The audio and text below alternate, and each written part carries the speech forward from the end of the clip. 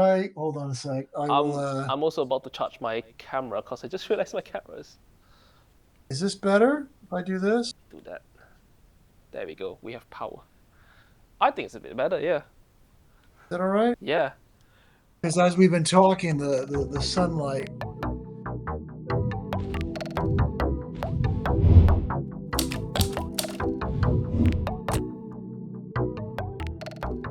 Hi everyone. Welcome to another episode of the A.I.R podcast where we live and breathe creativity. And for season two, as you know, we like to do something special for the season, and we've brought a new set of guests today. And today I'm joined by the lovely Tim here. How are you, Tim? I'm good. Thanks for having me, Winston. Tim's online because he's actually all the way at Southampton. That's right. Yeah, Southampton. Yeah. So, a bit about Tim. He's a screenwriter, actor, filmmaker, teacher, father, overall amazing guy. And a bit about how we met is that Tim was writing his second feature film, Pieces of Us, and I just took the opportunity to try and be on set, and then got talking. He has a lot of amazing stories, amazing talent in writing, and a lot of experience. So that's how we kind of come about. But yeah, Tim, how are you? I'm well. Yeah, and like I said, thank you for having me, Winston. And thank you for the lovely introduction. So just to give you a bit more about Tim and what he does, here's a quick show reel right now. There's faith, and there's blind faith. What's best? The gods you can see, or the ones you can't? We've prayed, we've worshipped. What have we got in return? That what we don't realize is that often happiness is right here in front of us.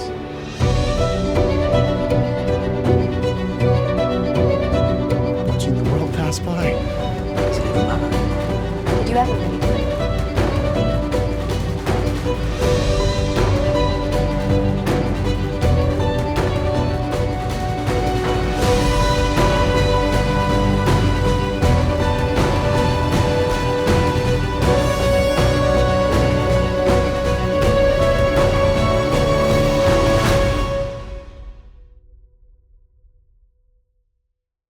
So yeah, that's pretty much a little insight to the life of Tim. But yeah, would you like to formally introduce a bit more about yourself? Yeah. So yeah, like you said, I'm Tim.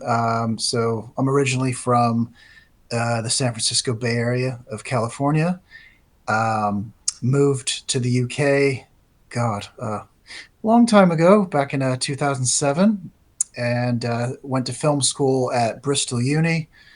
And then shortly after graduation, I moved to Cornwall, which has been my home ever since. And yeah, in that time, I've just kind of dabbled in different facets of the film industry, acting, writing, directed my first feature a couple of years ago, and just having an all around good time. Yeah. So Pieces of Us that I worked on, that's your second feature as well. That was the second feature film that I'd written. So the second features, well, I've written other stuff. I would say the second feature screenplay that I had produced. And then the Yeah, first one was Nowhere, and nowhere. Yeah, that had massive success. It's actually on Apple TV if you guys want to have a look at it. thank you. Yeah, we're very proud of that because I think with nowhere, I think the goal was just to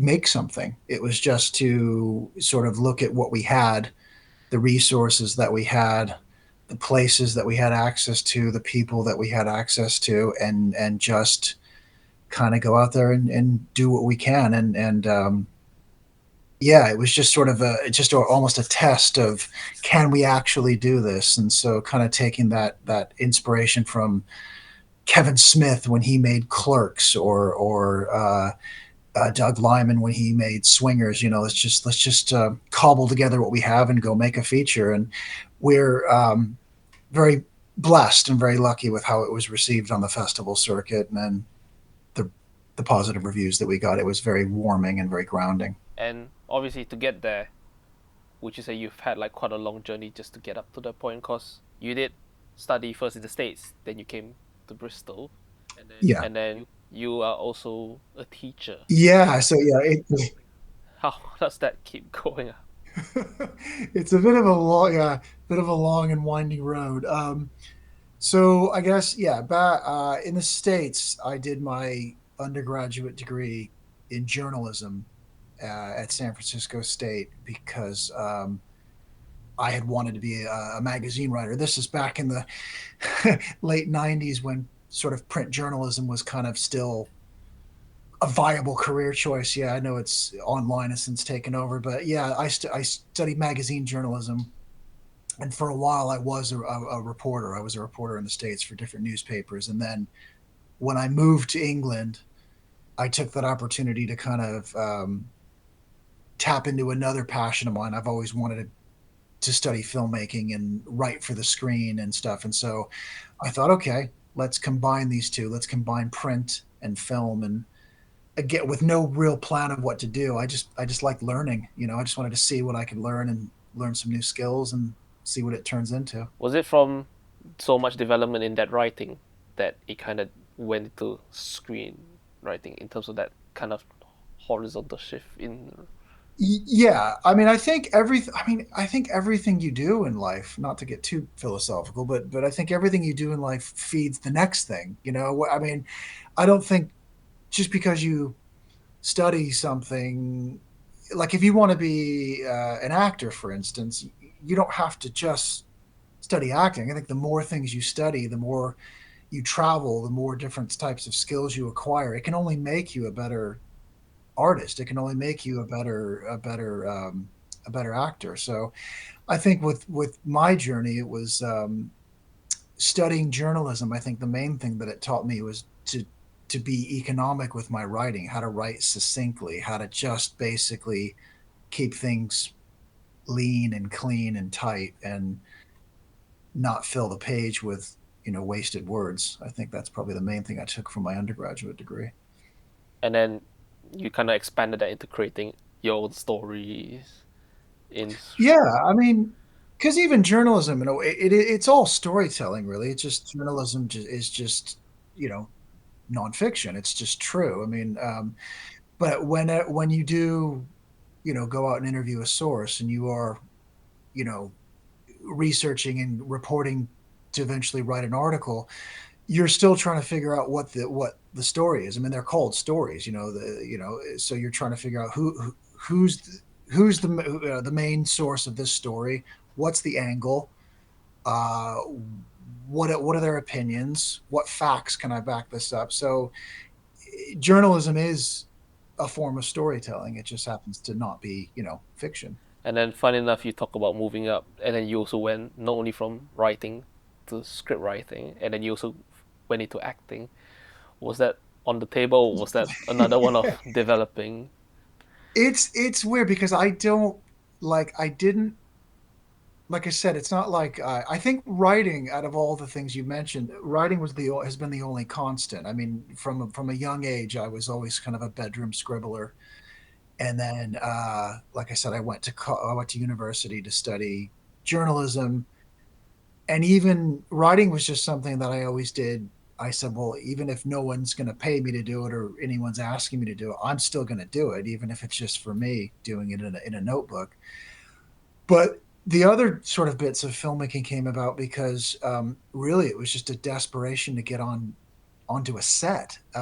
So a lot of the advice I give to people like yourself, who are just starting out, is one thing is just get on a set any way you can. Don't think, oh, I have to go be a soundie because I want to be a soundie, or I have to be part of the camera crew. No, just make tea, like sweep the floors, get on a set and just listen and eavesdrop and watch and observe, and just because being on a set in itself is an education. So acting really came about in film school because we had to make films, and the easiest thing to do was just to act in each other's films. So rather than do like a casting and do all that, because a lot of the people I went to film school with, I mean, some of them were quite extroverted, but some of them were introverted, and they didn't want to go ask actors and do this. So it really just was kind of a matter of convenience. Like, okay, I'll act in yours, you act in mine, but what ended up happening is I ended up accidentally having a lot of fun and enjoying myself. I actually was like, oh, I kind of like doing this, playing someone else, and it was fun. So when I graduated from film school, I sort of sought equal opportunities. I sought production role opportunities and acting roles simultaneously. And for whatever reason, I was having a bit more success landing acting roles than I was production, because I think with a lot of indies, a lot of people, they have their groups, they have their established people, and that's fine because they're like, they know who they like to work with. But with acting, I would look for, well, we're looking for a 6'4" American guy. Oh, that's me. Okay, I can do it. And so it was just kind of easier to get onto a set that way. To say you have had a lot of success in your acting career so far. You've won a few awards in both your shorts. In Down, you got an award for your acting in it. Yeah. I mean, I mean, I saw yeah, it. down. So the short down is currently doing the festival rounds, and yeah, we've been uh, the film itself has been blessed. Ben Rogers got a directing accolade, and the short itself got best indie short. And yeah, I was almost surprised when I got best actor, but I think with that, that was just another case of just having the opportunity to relax and have a good time and work with really good people. It makes a big difference.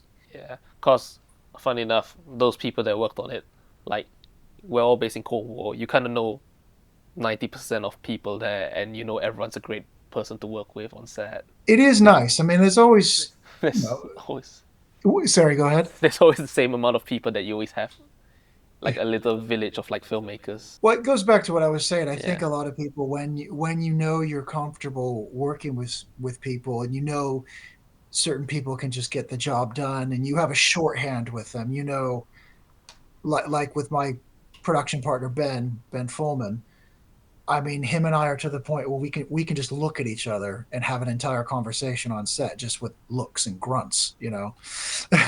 So it just saves time. It just keeps things moving quickly. and funny enough, you also written down as well. I did write down, Yeah, yeah. I think so. I think, yeah. I mean, eventually, um, what ended up happening with the acting is I started to kind of crave the opportunity to act in different types of stories than maybe what was on the table for me. So um, when you first start out, you'll do anything, like, and you should. It's a great experience, but you go and audition, and you might not even be auditioning for things that you even like, but you just want to get experience. You want to get show reel footage, and but then eventually, as you progress, and you start to crave deeper challenges. So I think the need to combine the writing and the acting came about because I just thought, I'd really like to act in a story like this, or I'd like to be a part of this kind of a story. So I said, well, why don't I just write it myself? And that's kind of how Down came about, and that's how Pieces of Us came about as well. yeah. But bringing back, does it make it easier for you that since you've written it, you already know when you're gonna act in it how much more depth you can portray because you already have the idea of it? Did it help, or is it? Yeah, I mean, I think when a lot of the stuff that I write, I do kind of see myself saying, okay, yeah, yeah. I mean, um, you do have an idea of, and I suppose I am guilty of like molding the character towards me and what I can do. For instance, a lot of the stuff I do, the char- the character is a teacher or a writer, or because it's just stuff that I know how to write. So, or so yeah, so it does make it easier, but at the same time, one of the challenges is that when you get on set, it's not being married to that. So when you write the script, you go, okay, this is who this person is, this is who this other character is, and this is where they need to go. But then if you then become the actor, your job as a writer is done the moment you hand it over to a director. Then it becomes the director's baby. Your job's finished as soon as you go PDF and send it. You're done. So then when you go on set as an actor, you almost have to kind of like uh, stay in the moment and allow for spontaneity and allow, like, if the other actor does something, you have to react to it and you have to be in the moment. You can't be like, no, the script doesn't say that, because it's not. Your job is then to be an actor and to be spontaneous and real, you know. And that's very in the moment that you have to just do it, and that's kind Yeah, of the magic of it, isn't it? you have to be present. Otherwise, it doesn't. It comes across as false. Um, so it's a way you wear two different hats. You first wear the hat as a writer, and then the moment you hand it over, you then become an actor and you switch hats. You switch gears. Was it hard to switch hats once you know, like, okay, here's the script, and then now if I'm gonna act in it, I have to change my whole headspace, my whole. Yeah, exactly, exactly. It's no, it's you've sort of like you've given your baby away. So now your job is as an actor is to help the director realize his or her vision. And obviously speaking about the acting and your writing, a lot of your stories actually are very emotionally driven. It's quite intimate actually. Like for Pieces of Us, there's a lot of complex emotions to unwrap. Down, there's also a really big level of depth to it. Is that just something that you tend to gravitate towards with that connection? Yeah, I mean, I don't know why exactly. I just know that I think when I sit down to write, I sort of think about, in a way, I think about the things that bother me or scare me or um, yeah, and so I think a lot of the things I write are a way of kind of like dealing with those things.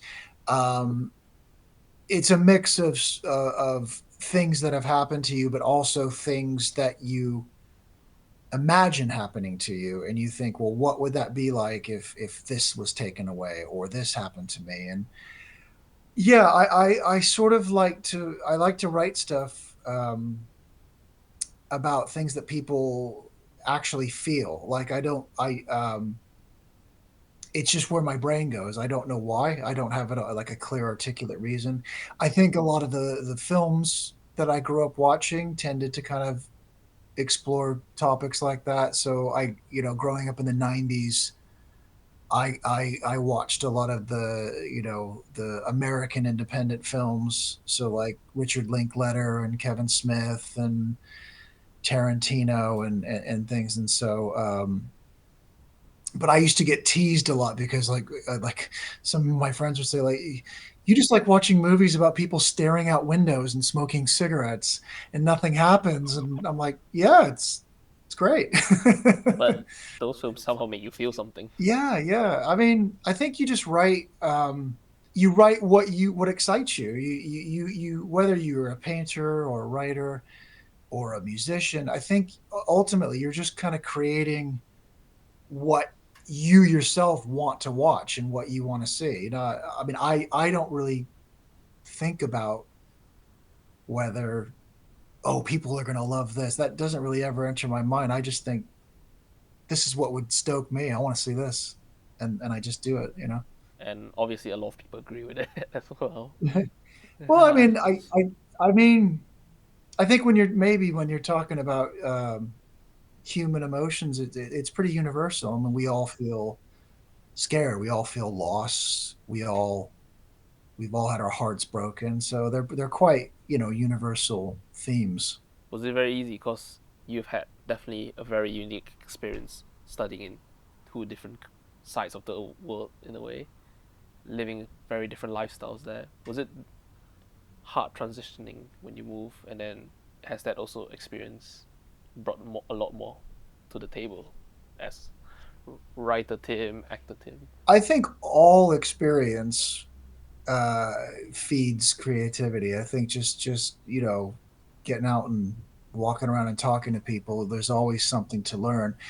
But my own personal journey, yeah, I mean, Cornwall is my home. I mean, I've lived in Cornwall for nearly 20 years now, and it is very much like physically, spiritually, emotionally in my home. I mean, whenever I leave and I come back and I see that welcome to I cross the Tamar and I see the welcome to Kerno sign, I feel home. I feel like, and it's where my kids were born, and it's where my house is, and it is my home. But yeah, when I first moved here, I think I suffered the same levels of culture shock, probably much like yourself, which is just the, I mean, despite speaking English, people do talk differently. They have different expressions. There's a completely different sense of humor. And sometimes I struggled with not always knowing when people were kidding or, do you know one thing that used to tweak me was, the way people greet you. I remember because people say, "Hey, you all right? Hey, you all right? Hey, you all right?" And I went to my wife, who was my girlfriend at the time. I said, "Why does everybody constantly ask me if I'm all right? Do I look ill or something?" Yeah, Because that's not something we say in the States. We just say, "Hey, what's up? Hey, how you doing?" But yeah. And then here they'll just go, "You all right?" you all right? You all right? I'm like, "Yeah, I'm fine. Have you heard different? Like, do I look okay?" Like, yeah. But just, yeah, just little culture shock things.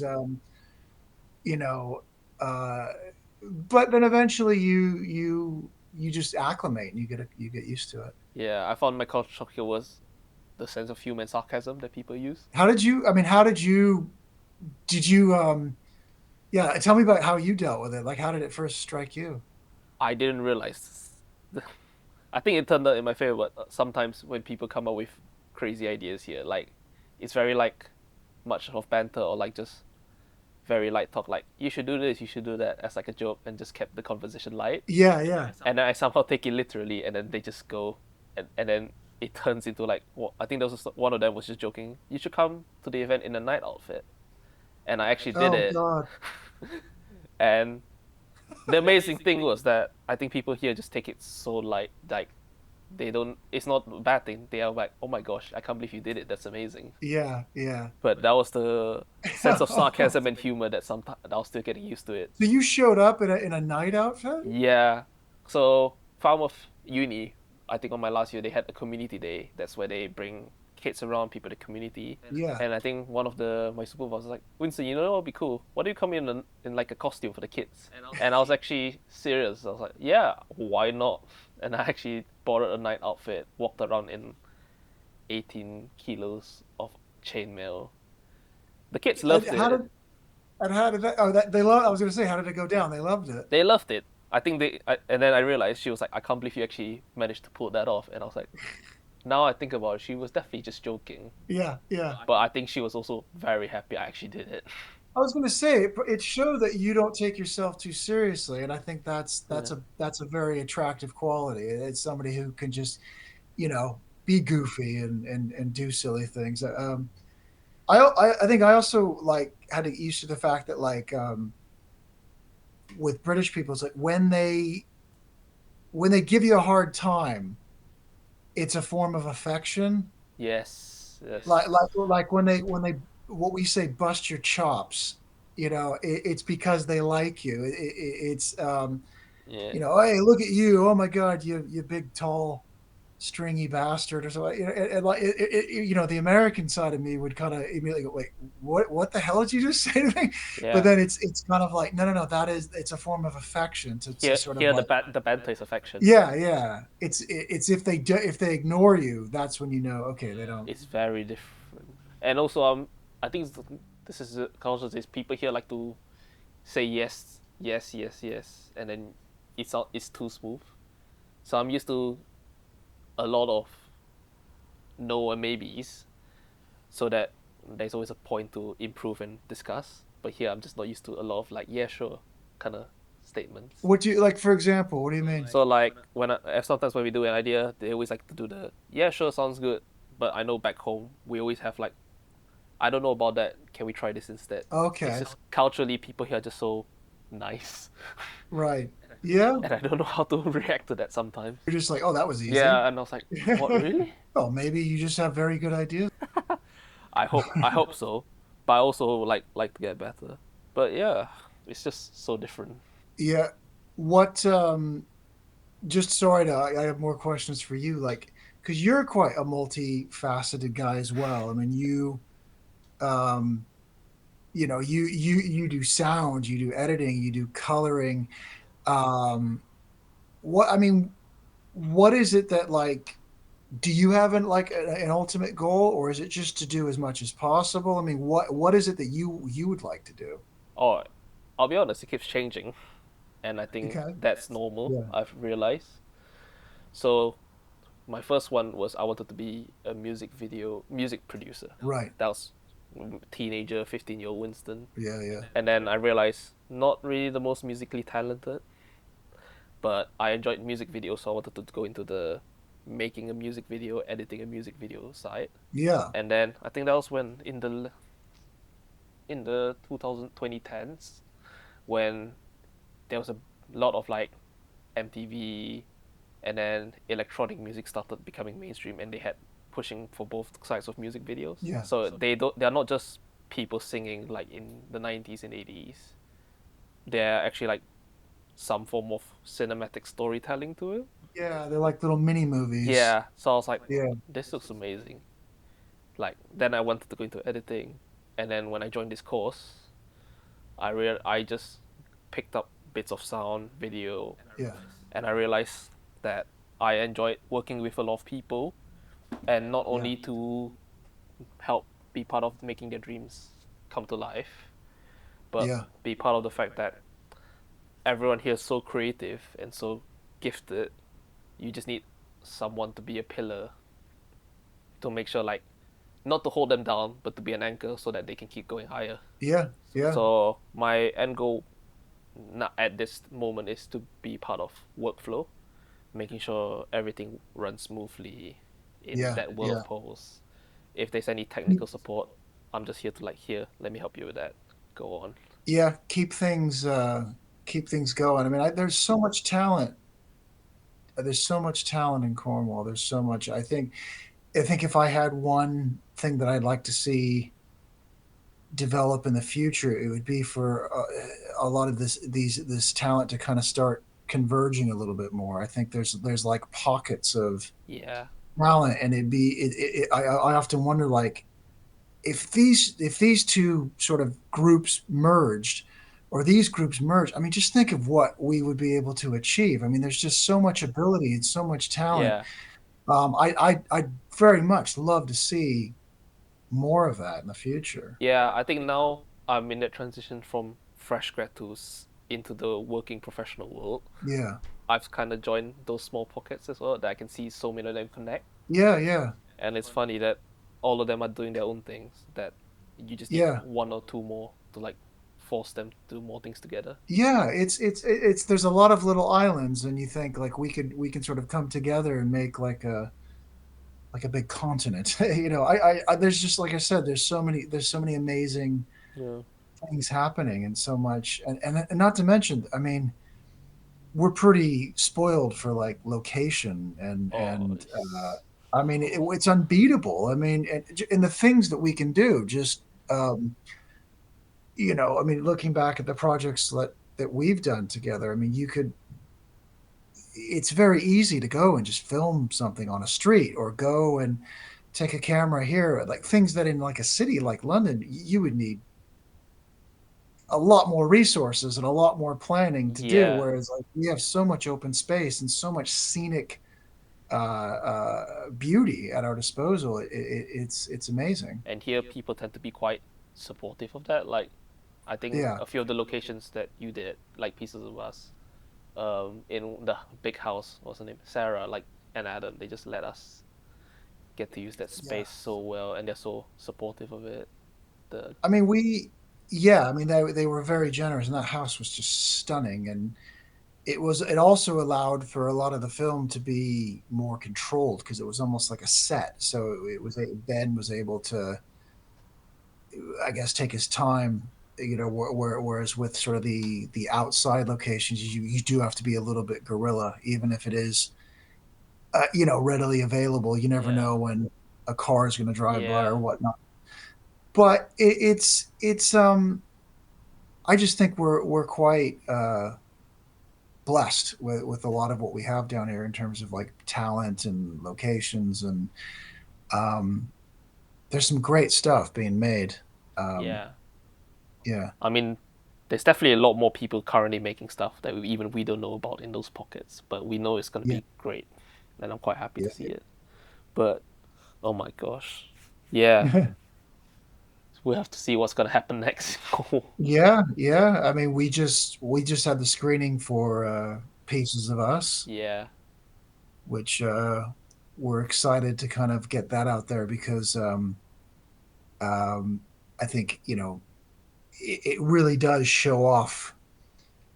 It's almost like a highlight reel for Cornwall, where like because we don't sort of anchor the film in any specific city. We never say this is Falmouth. This is we do that thing that a lot of Hollywood movies do, where we make things seem a lot closer than they actually are. yeah, I mean, being from like San Francisco, the amount of movies I see where people are walking down Embarcadero, and then they'll turn a corner and be like heading towards the Golden Gate Bridge, and you'll just be like, that's like miles apart. That doesn't geographically make sense. no, But or like in movies set in Paris, how every single window seems to have a view of the Eiffel Tower. yeah, It, so I think you take liberties but with us, it was just about showing how beautiful and wonderful Cornwall is. yeah. I think what I've realized after watching that is that now that I look at different films, it sounds really bad to say like Paris just has the Eiffel Tower and maybe the Louvre, the pyramids. Maybe if you go to London, it's just Big Ben, London Eye, Buckingham. But then once you see a bit of Cornwall, those little pockets are actually like so magical, and I hope to share that with more people as well. Yeah, yeah. No, it was. We're hoping that people see it and they almost say like, "Where is? Wow, this is a beautiful place. Where is this? I want to come see it." Actually, speaking of that, when you first moved like to the UK, you studied in Yeah. Bristol. It's considered a big city, and in the world of, I know in the world of film, it's one of the biggest hubs for natural history. Hmm. Um, but when you moved to Cornwall, like for family from the states, did they ever say anything about it? Cause I know for my family, they never heard of Cornwall or Falmouth even. No, no. I mean, I think a lot of people in the States, I mean, unless they visited the UK, I mean, I think their mental image of the UK is London. If they haven't visited, I think it's just naturally because of films and because of media.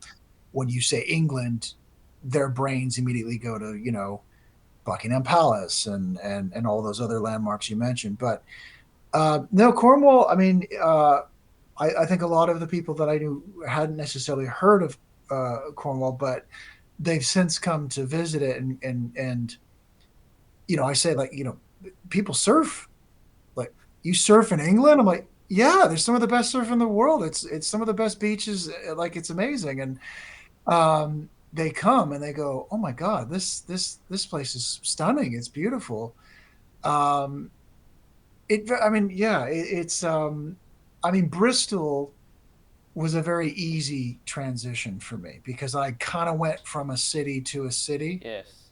So when I moved to Bristol, it wasn't hard. It was a very because there was so many.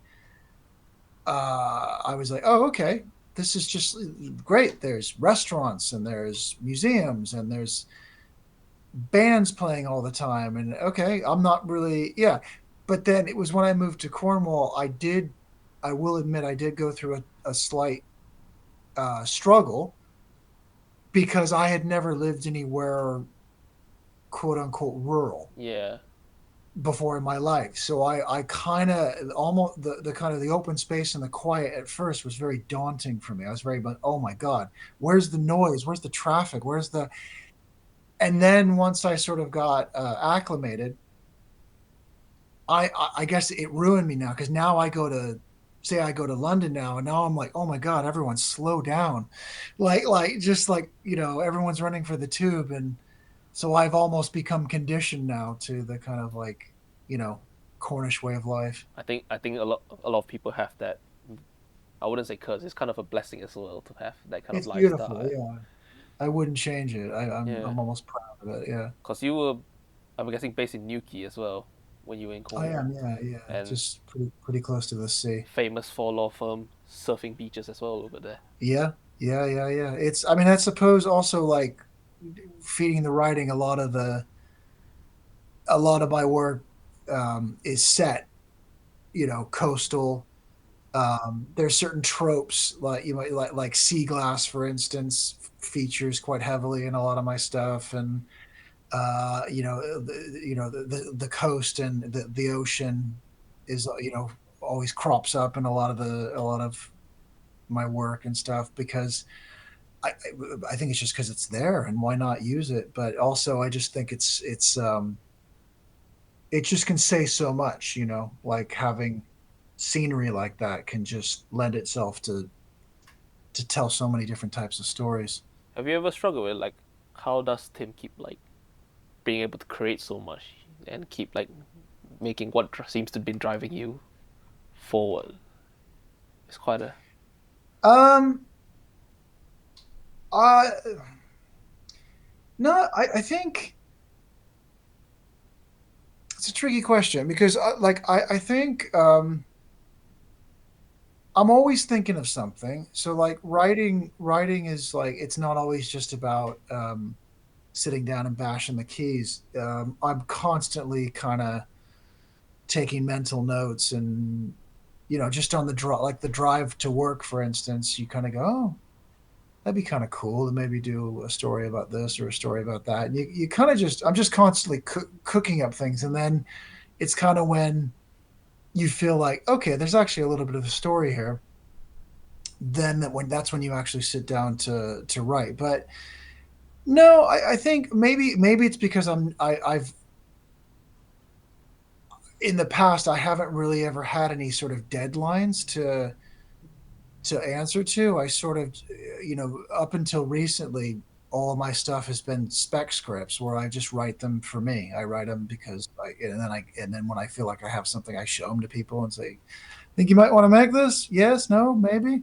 But then lately, now I'm starting to get commissions, and that's a bit of a different animal because that is somebody coming to you saying, okay, they might have a kernel of an idea and they have a little bit of a deadline, and then you do have to kind of produce to a timeline and stuff. So that's a different ball game. is it more pressurizing for you that you feel maybe your creativeness? Um, Pressure, but not. I wouldn't say pressure is a negative thing for me. I think there is a big part of me that likes a deadline and likes pressure. I think it maybe goes back to my journalism days when you had to file your story by 4:30.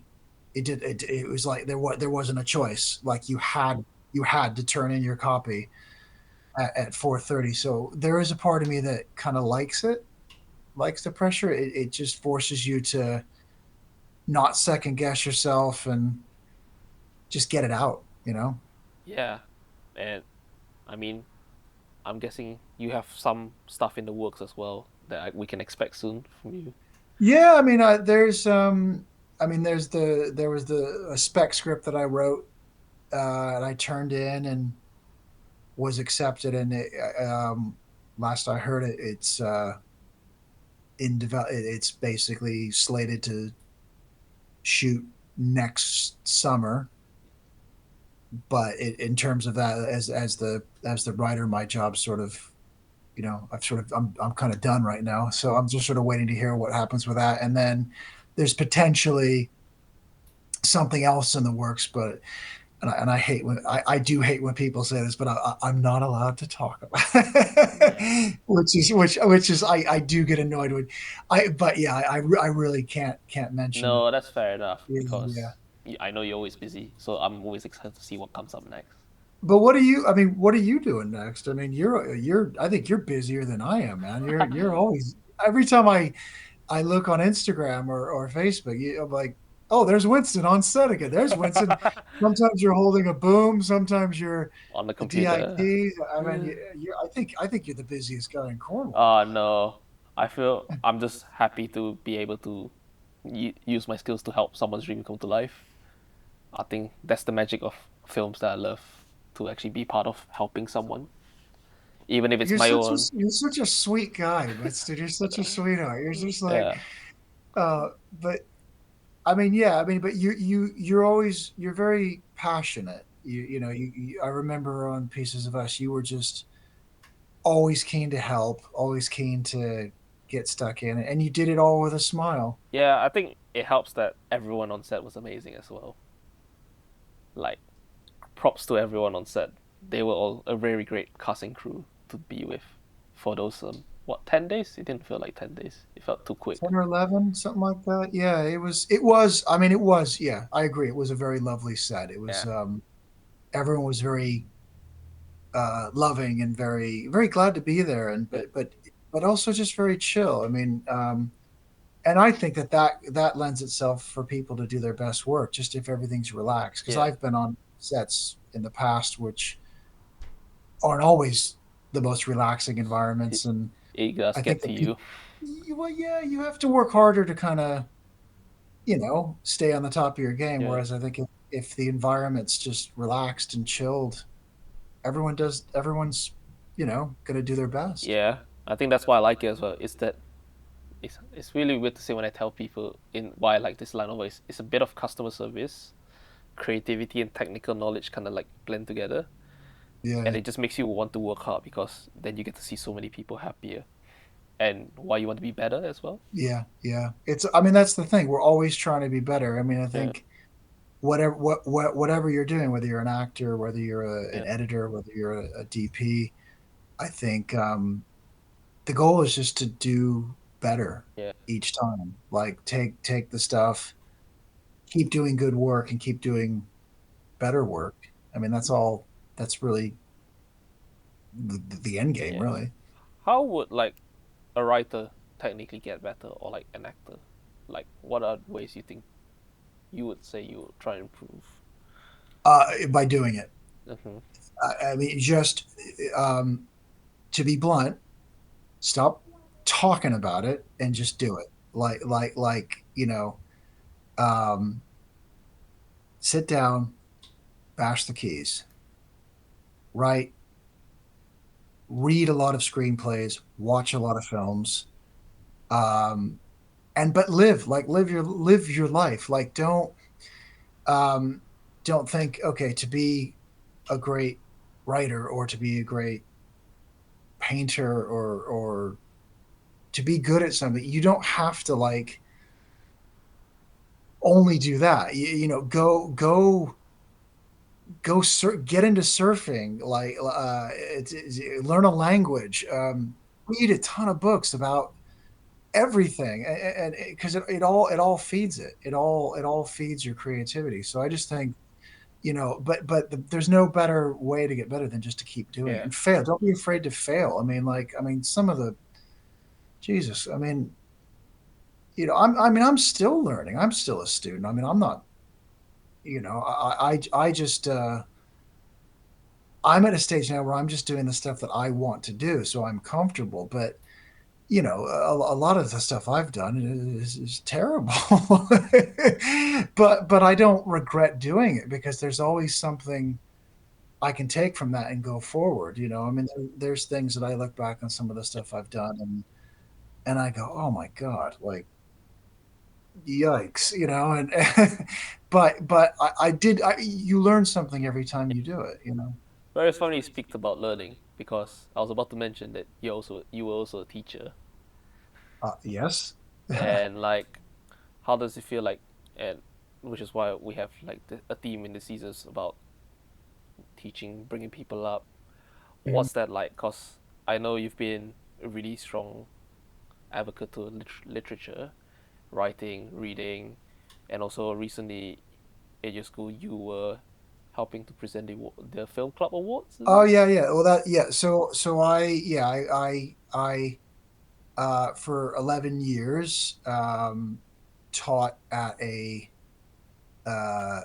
college in Cornwall, and so basically, what I did is my main responsibility was English. So I taught the GCSE retakes. So all the students who didn't pass English in school then came to college, but in order to progress on their main course, they have to get maths and English. So I my job was to get them to pass English.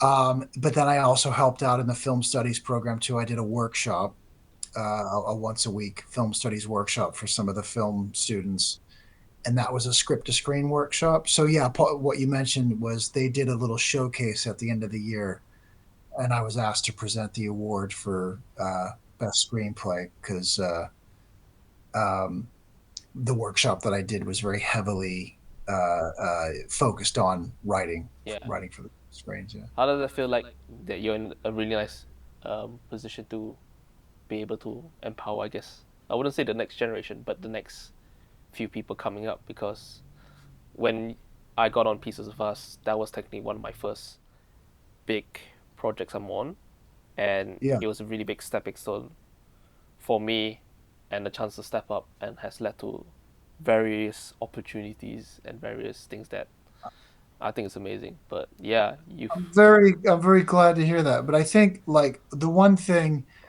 that you did is probably the main thing that I advocate to the students is that you had the courage to ask.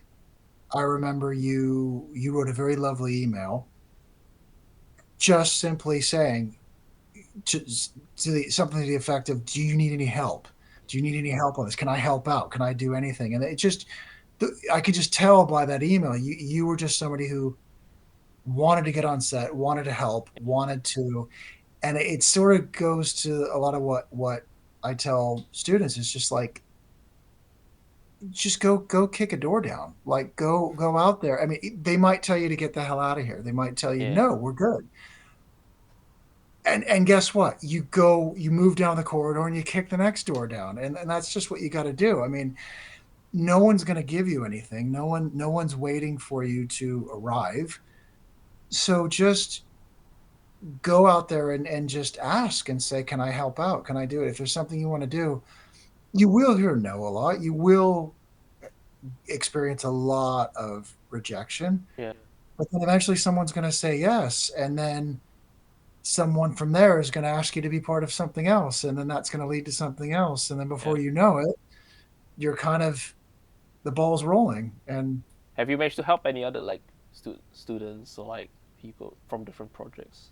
Cause um, I mean, where I could, I mean, yeah, I've brought students yeah, on set before, and or just help them polish a script, or kind of pointed places where they could find production jobs, or introduce them to somebody like, oh, so and so is looking for a runner. Would you like to go and help out on this short film? So yeah, I mean, I'm always willing to help someone if I'm in a position to do it, because why wouldn't I? I mean, I think it's our responsibility, uh, all of us to. I mean, people still help me, so people still recommend me for things. Oh, Tim can do this. Tim can do that.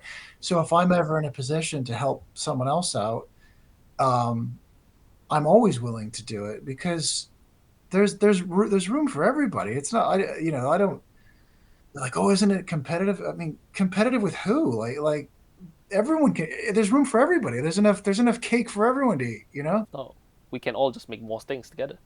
We can all just, yeah. You make your thing. He makes his thing. It doesn't. It's not like there's this limited well of resources. It's let's every there's room for everybody. Ah, I mean, I remember. So your previous um, feature, one of them was actually a senior in uni, um, JT. Oh yeah, Yeah, yeah, and obviously he's gone on to do a lot of crazy things as well. yeah. Yeah, He's doing really well. He's I think he's found the producing route. He seems to yeah, be riding high on that. and even where I work, his his name's also being like mentioned before. So it's quite a Yeah, small world, and I think it's always nice to see that you guys have this chance to value helping people and bringing people up, because it actually goes a long way, and not many people realize it. And we savor these opportunities where we can. I like I said, Yeah, I think it feels good, and it's like I almost don't.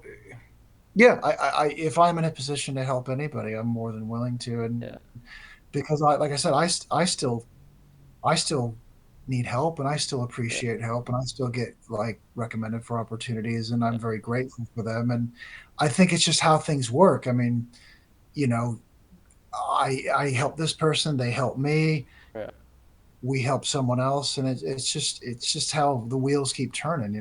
Yeah, and like it's always just nice to remember what everyone's up to and seeing everyone's doing great things. Yeah. Yeah, Oh, I love, whenever people put on showcases and you get a chance to just see like what everyone's been up to, because you sometimes hear about films, you see like castings, and then they go away for a while, and then all of a sudden you're like, oh, I remember seeing that get advertised on Instagram. They were looking for a person. Oh, let's see what they did with this, and it's like, oh wow, that's cool, and that's it's just it's interesting seeing these things go from a little blurb on Facebook. Hey, I need. Does anybody have a room I can use? And then suddenly it becomes this short film at a festival, and you're like, oh my god, I remember when they were trying to scrape that together, and now look at it. It's good. It's a cool little short.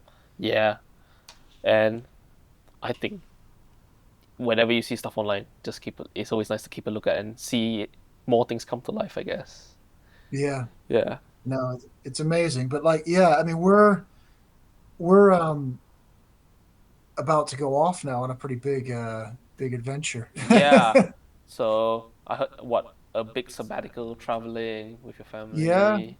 yeah. My family and I we're doing something a bit bonkers here. We're going to travel through Central America, and essentially just we're pulling our kids out of school, and my wife and I are taking career breaks, and we're going to just travel and do a combination of like world schooling and homeschooling, and just kind of, yeah, create memories. And I'm going to be doing, of course, loads of writing, and then hopefully come back and just take the what we learned on our adventures forward, and carry on. What was the decision to like want to travel? Like, was this a sudden thing that you think it's the right time, or was it like something building up that you felt? It seems sudden to people we tell Yeah, because we kept it quiet, but it actually wasn't a sudden decision. It was something that's been in the works for many years. But obviously, we don't tell people yeah, until sure, it's we're happening. ready. I mean, we can sort of trace it back to the pandemic. Like kind of like brainstorming back then about you know just getting out and kind of going back to that. Well, what's stopping us from doing it? And so we decided that the best time to do it would be when our oldest daughter, they're basically, our daughters are at the perfect age for us to do something like this, because as they get older, school will start to kind of be a bit more serious with Serious. GCSEs and stuff Yes, like yes. that. So with the ages that they're at now, it's pretty much the golden window to do something like this. So we sort of said, okay, when they're this age, that's the time we'll do it. And then we talked about what we wanted to get out of it, and what we really wanted to do was not necessarily go be like backpackers and just constantly be trekking around, but become part of a community. Like we wanted it. So we're going to Central America. We're going to probably focus mainly on about 3 or 4 countries, and for extended periods of time to sort of anchor ourselves Yeah, and be part of a community. So the first place we're going is, we're going to Guatemala, and we're going to a place where we're gonna help out in the local school, teach English, teach swim lessons, and and like I said, be part of the community and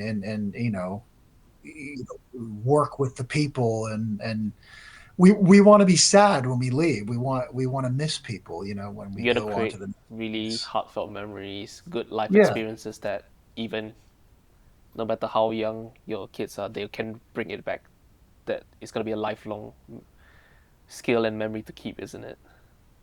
yeah, and Yeah, and we, my wife's a teacher as well, yeah, and so we're of the belief that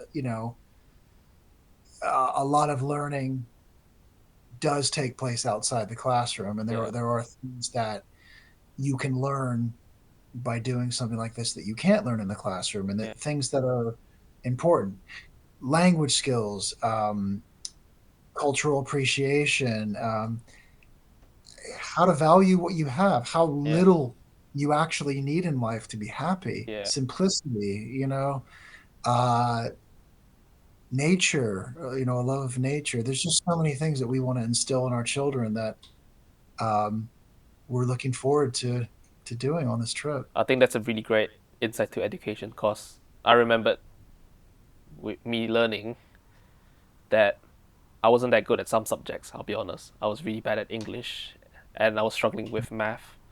But then my teacher gave me some enlightenment that it wasn't about what you're learning. It was about how you use your brain in each subject that Yeah, develops it. And I don't know why that no matter what I did, it just made sense that I'm just learning it so that I'm growing, not that I'm learning for the sake of learning. yeah, yeah. Uh, I mean, so it's about. I mean, it also helps when you find things that turn you on. I mean, you probably realize that when you engage with a subject that sparked that curiosity, suddenly it was like all your senses were ignited, and you were like, "Ooh, tell me more, tell me more." yeah, I mean, like yourself, I struggled horrendously with math. Like I was always in school. I was always in like the bottom set maths. Like I yeah, was good in English, decent in other subjects, but like it was almost like if you looked at my timetable, you thought they would have made a mistake because it was like, wait, what? You're in what math class? Wait, that class? You no, but yeah, I struggled really bad yeah. in math, and it's almost a miracle that I even passed my numeracy test to become a teacher. Oh, um, but you know, but English turned me on. yeah. I loved stories. I loved language. I loved you know studying themes, and that then fed into film because to me, studying film and English, they're very similar. Just in different mediums, I guess, in different outputs, in a Well, way. there's still about analyzing things. You're still analyzing text. With English, you're analyzing a poem Yes. or a novel. But in film, it's the same thing. You're like, what is this scene? What's being represented? What do those colors It's just a bit more visual, isn't it? connote? Yeah, Yeah, you're yeah. still picking it apart and trying to find Yeah. out what the creator is trying to say. So Oh, that's yeah. I mean, that's one way to I think once you get someone excited to want to learn, you just it's a way to motivate them, and I think you can't stop that force of a very ambitious and curious mind. it is. I mean, Yeah. I didn't even read my first novel till I was probably almost 18. I sort of like coasted through school, and then, but once I discovered reading, I was sort of hooked. I just was like, whoa, I should have started this years ago. But it's just about finding the right gateway in, the right doorway. How? What was your first novel that really got you into like that world of reading? Then, like, what made you? What gave you that starstruck moment? Like, oh yes, this is what I love. I mean, I can recommend a lot of books, but the first one I ever read that really um, grabbed me was probably Ask the Dusk by John Fonte. Um, and then from there I got pretty heavily into like Bukowski. I just read like Charles Bukowski, and Oh then my god, I went. What's that? it's I can't believe like you had like face.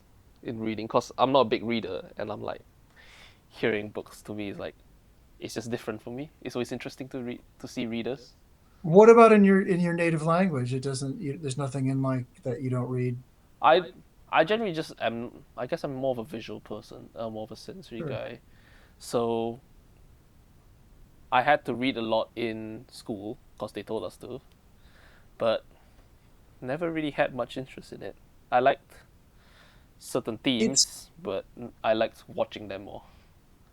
yeah. I mean, I guess. to be, I like both. I mean, I love I love. I mean, I love film. Yeah, I absolutely love film. But like, I can cry just as easily with a good novel yeah, than I can at a good movie. But I just love stories that make you feel. I like stories that yeah, make you forget where you are and you know yeah, the people you're reading seem like your friends. You follow them on their journey, and yeah, that's just good storytelling. But yeah, I mean, I think it's just something that like, I mean, you mentioned you read because you had to, and right yeah, there, that's probably the problem. yeah, I think if you pick something up that you chose and kind of stumbled across and accidentally fell in love with it, it might yeah. change your thinking. Yeah. I did have a few phases where I liked poetry. Oh, really? Okay. Yeah, it was a very weird one. Like normally, there used to be this poet called Langleaf. Yeah. She's quite a she had a really I think she had a few series. I had like I think three of those books. It's very love poems. Yeah. Very simple, very easy to digest, but very deep to ponder on. I think that's the best way to say. But then I stopped that, went into more films. So it was Your different. film though, because you had that film that I remember seeing at the Cornwall monologue competition. Oh yes, That that was a poem. yeah.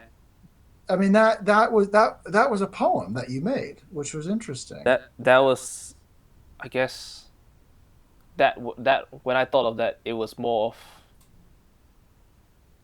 what was it? It's based on it's kind of fictional, but it was based on my story of how when you watch a TV show as a kid and they always tell these stories like Yeah. in folklore. That was the tone I wanted, Yeah. Yeah. and it was supposed to be like it brings you this kind. I like how narrations of folklore give you this kind of magic that as a kid or Yeah. even as someone who wants to bring back nostalgia and feeling to it, and that was the tone I got.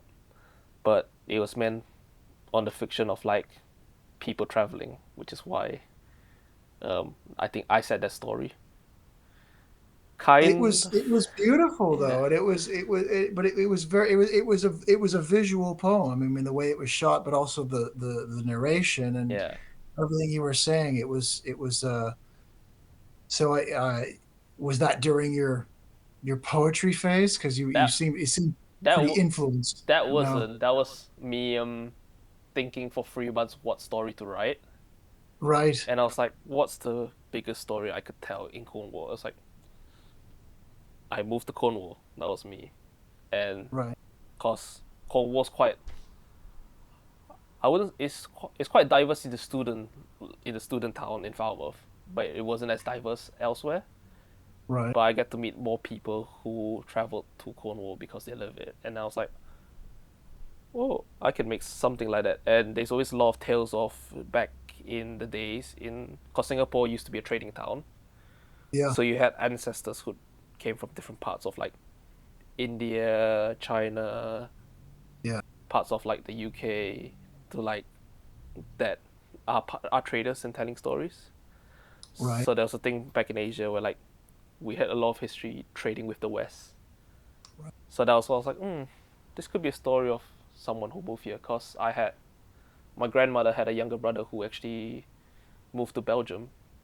Mhm. So I think that kind of relation a year after I met them, something in the back of my mind kicked like this would be a good story to tell, Yeah, or it could be a story maybe I would tell people or my grandkids in the future that I've moved to this cool place. and that's I mean that's what writing's all about. I mean, it's like there's it's just things that mean something to you. I mean, Yeah, I forget who said it, and I can't even remember the exact quote. But there's a quote out there that says, there's nothing new under the sun. There's only new ways of looking at it." Yeah, So at the end of the day, all you have is your own voice. yeah, So we've all seen stories about people traveling, people coming to, but we haven't seen that story through your eyes, and we haven't heard about yeah, how you felt.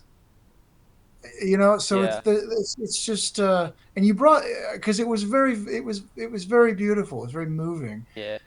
and but it felt personal as well. It I felt I think that very was one of my strongest script I have written yeah. out of my three.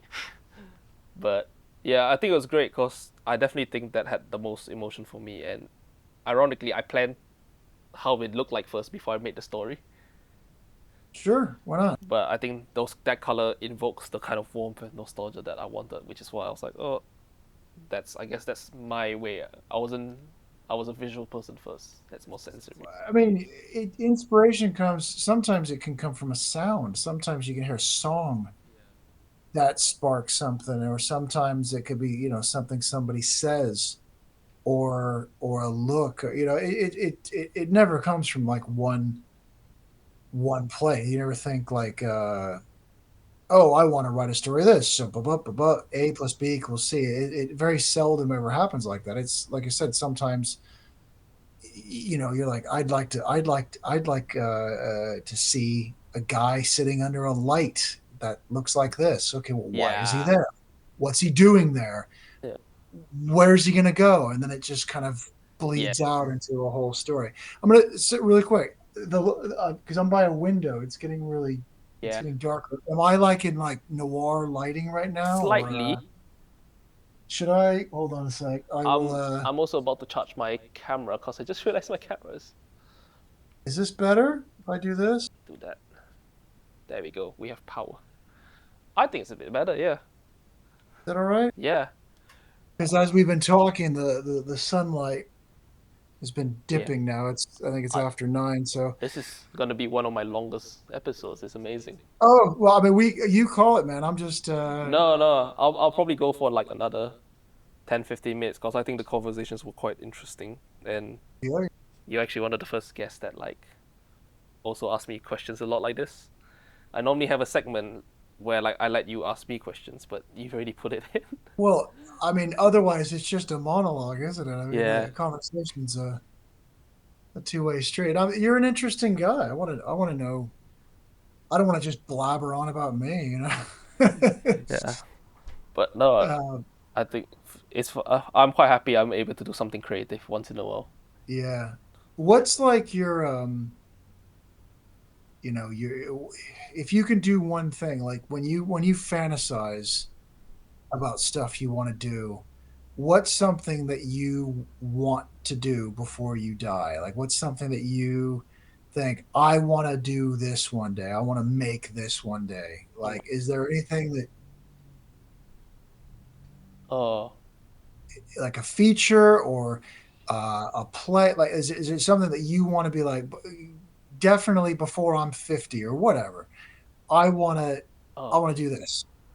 I'll be honest, I'm still thinking about that because I think I've looked at myself now. I'm in this position that I told myself at 15 I want to be an editor or like do films, and Yeah. I'm like 10 years later, I'm like I'm here, I'm just soaking it in, Yeah. which I'm like once I do get, even though I get overwhelmed with some work, but I was like, hang on, I actually made it here somehow, Yeah.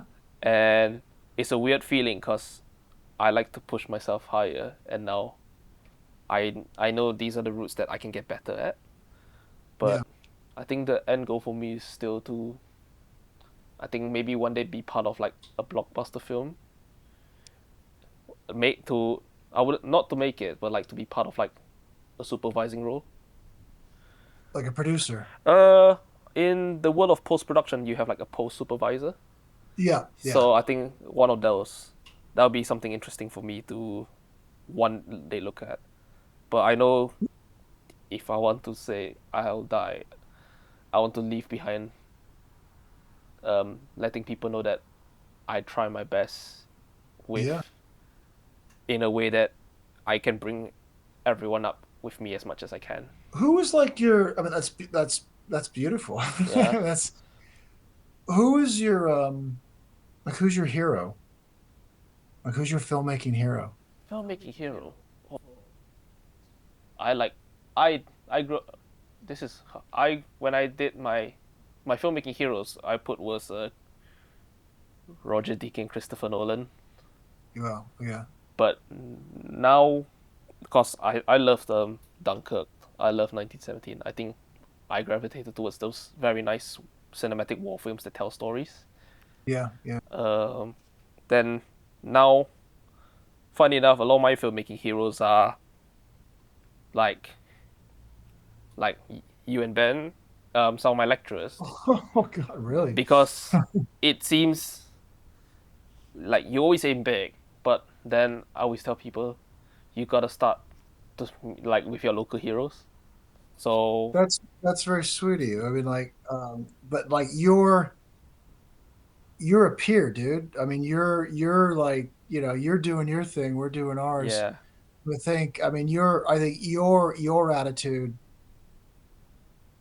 inspires me, and your attitude inspires yeah, Ben. And I think you're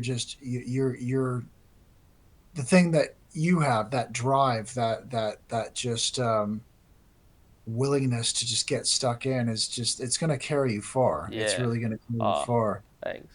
Yeah, Um, but yeah, I mean, like you said, it goes back to just always wanting to be better. And I think me, like yeah. I always have the people like I love Paul Thomas Anderson. Oh yes. So like Magnolia, Boogie Nights, The Master. He's sort of like um, I just remember, yeah, seeing Boogie Nights and just kind of the same way when I saw Pulp Fiction. It was just a religious experience for me. I just went like, wait, you're allowed to do this? Like you're allowed to tell a story like this? Yeah, And I just so to me, Paul Thomas Anderson, Gus Van Sant as well, because Paul Thomas Anderson, I kind of he has his thing. You kind of know he has his themes, but Gus Van Sant to me is like a chameleon. He's like you look at his films and it's like he almost reinvents himself every time. Like he made Drugstore Cowboy and then Goodwill Hunting, and you're like, what? The same guy made those films? Like wait, he made Good Will Hunting.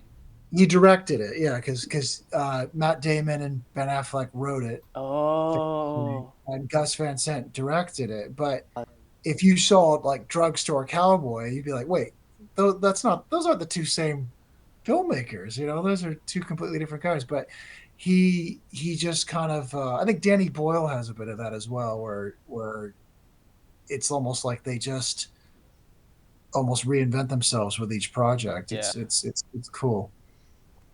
That's amazing. I mean, I always tell people like you can always aim high, but sometimes one thing I think my parents taught me really really well is gratitude. Yeah, So with my lecturers when they taught me, they also had experience in the industry. Like I'm only here today because they also played a part in it. As much yeah, as I had to work for it to earn it, I yeah, couldn't do it without them. So I think that's also why I like to do this podcast came about, because I always wanted to do one. I couldn't find the right topic to, and I thought after I came to Cornwall, I've met all these people.